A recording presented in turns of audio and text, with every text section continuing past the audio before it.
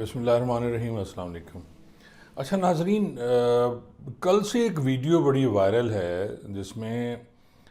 कुछ वकला हैं जंग के, जो डीपीओ जंग के पास जाते हैं और वहाँ जो उनकी बातचीत हो रही है उनके ऑफिस में, डीपीओ के ऑफिस में, वो ज़रा आप सुन लीजिए, उसके बाद फिर बात करते हैं। और आइंदा अगर किसी वकील के खिलाफ सा रेड होया असली इत्तेफाक करना चाहेंगे और बिल्कुल सारा निजाम मुंतकिल कर देंगे। ये बाकी तो समझा ना मीडिया के हर जगह मेरे किसी वकील के घर रेड होया मैं बता दूं किबला रेड की जरूरत ही नहीं, हुक्म करना साहब नहीं सन साथ ले आ जाना सी तो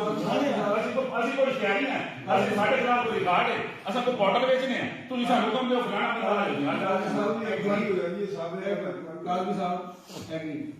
सारी इंक्वायरी रात हुण तक तो हुई काई नहीं, अगर केड़ी होनी और ऐसा कमजोर नहीं है, पूरा पाकिस्तान के खिलाफ है, पूरा पाकिस्तान ਤੁਹਾਡੇ खिलाफ तहरीक करे और सर काम कोई लोड़ ही नहीं सर मैं और सर ਤੁਸੀਂ ਹੁਣ ਤੱਕ पे आते हो, ਤੁਸੀਂ अपने ऐसे चोन छड़ा कॉल नहीं थी ਹੁਣ तक ਤੁਸੀਂ पे आते हो जो रात को गया असल से डग लेने अगर वो साढ़े घर गया तो क्यों गया साढ़े खिलाफ क्या एफआईआर है, साढ़े खिलाफ के दरखास्त है, सर सरेंडर को कोई गाली काट सर कौन है रात छोड़ने को पूछे बात उससे पहले भी साहब थाने के खिलाफ अभी वकील में कमजोर नहीं है, इतने जनाब का लाइट है और ट्रेनिंग नहीं हो बोला ट्रेनिंग है सोशल मीडिया यही सुनो की कहानी है। साढ़े घर रात की 5 लाख खर्च करके रेट करेंगे और डीपीओ साहब को पता ही कोई नहीं और यार सबका असि किस करना है इतने असि किस वास्ते कोई ऐसी बात नहीं किसी वकील ना लोगों से किसी मरना गए थे कोई बंदा बाहर नहीं जाए ऐसे पर बैठा सारा असि पूरा पाकिस्तान कटा जाए सारा जो बना दुनिया में लोग सीधे आ जाए एक बड़ी कहानी है रात की साढ़े रेट होता है डीपीओ साहब आता है पता ही नहीं सारी कोई ਤੁਹਾਡੀ ਕਿਰਿਆ ਮੈਨੇ ਦਿਖਾ ਕਾੜੀ ਹੈ ਜੀ ਡीपीओ साहब ਦੇ ਦਿਮਾਗ ਤੇ ਹੋ ਰਿਹਾ ਹੈ डीपीओ साहब ਦੀ ਮਰਜ਼ੀ ਤੋਂ ਬਗੈਰ ਸੱਚ ਸਾਡੇ ਘਰ ਆਈ ਕਰਦਾ ਉਹਦੀ ਮਾਂ ਸੁਣ ਕੇ सारे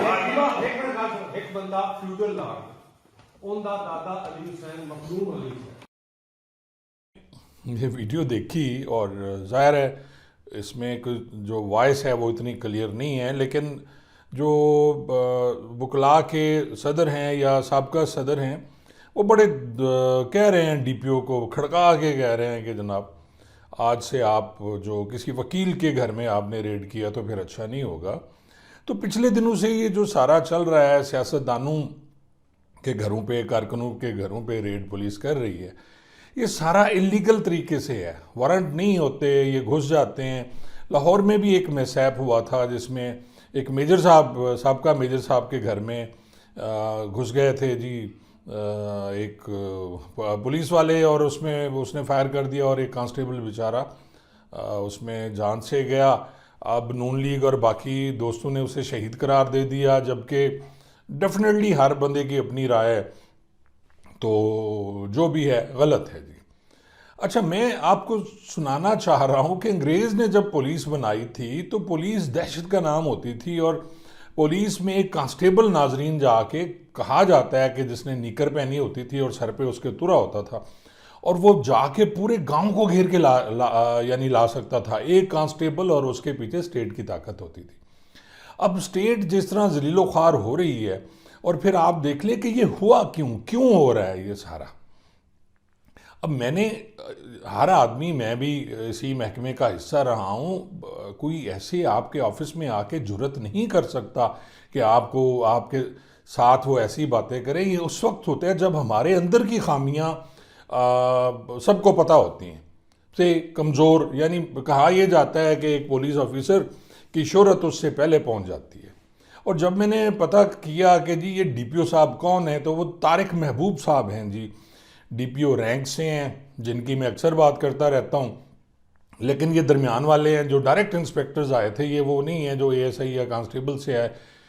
93 या 95 के ये इंस्पेक्टर हैं और इनकी सारी पोस्टिंग जो है वो पिंडी की है और इन पे मुबैना तौर पर काफ़ी एलिगेशंस हैं, करप्शन के एलिगेशंस हैं, जिसमें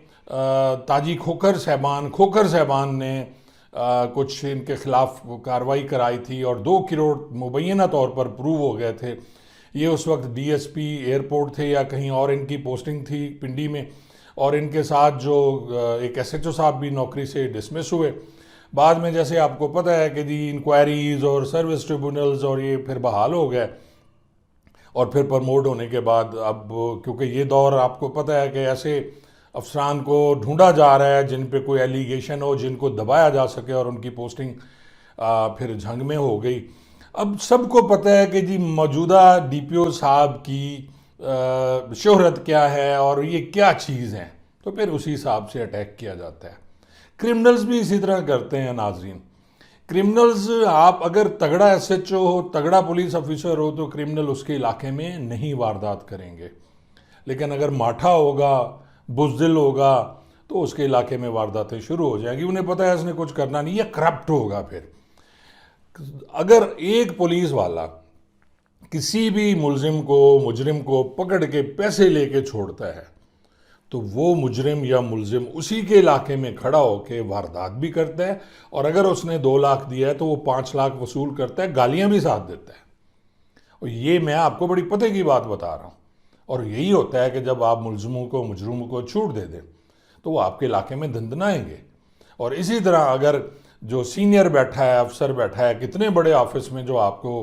हुकूमत पाकिस्तान ने, हुकूमत पंजाब ने दिया हुआ है, और उसमें बैठ के आप गालियाँ खा रहे हैं, तो ये इसीलिए कि आपके अंदर का शर्फू जो है वो आपको बोलने नहीं दे रहा, क्योंकि पता है कि आप करप्ट हैं, पता है कि जी आपकी शोहरत अच्छी नहीं है, पता है कि आप बुज़दिल हैं। हमेशा एसएचओ मैं कहा करता हूँ, एसएचओ बाई बर्थ होते हैं, एसएचओ पैदाइशी एसएचओ होते हैं, पुलिस अफसर पैदाइशी एसएचओ होते हैं, या फिर उनकी ट्रेनिंग इस तरह कर दी जाती है कि वो स्ट्रांग होते हैं नर्व्स के जी। लेकिन यहाँ जिस तरह डीपीओ साहब ने अपने ऑफिस की भी तजलील कराई और उन्होंने पुलिस डिपार्टमेंट की भी मजम्मत है, मैं ही अपने वकील भाइयों को बिल्कुल गिला नहीं करूँगा, क्योंकि उन्होंने जो किया वो भी सही है कि अगर आप इलीगल रेड करेंगे, किसी के घर में घुसेंगे और वो लॉ नोइंग है, वो वकील है आगे से, तो फिर इस तरह का जवाब आपको सुनने में मिलेगा। तो ये सारी जो बात है आपसे करने का मकसद यही था कि अगर इंसान खुद तगड़ा है, इंसान खुद ऑनेस्ट है, इंसान या अफसर मैं कहूँगा कि वो आंख में आंख डाल के बात कर सकता है और उसके अंदर कोई खामी नहीं है, तो कोई उसे इस तरह ऑफिस में आके, उसके घर में आके धमकी दे के नहीं जा सकता। जी बहुत बहुत शुक्रिया।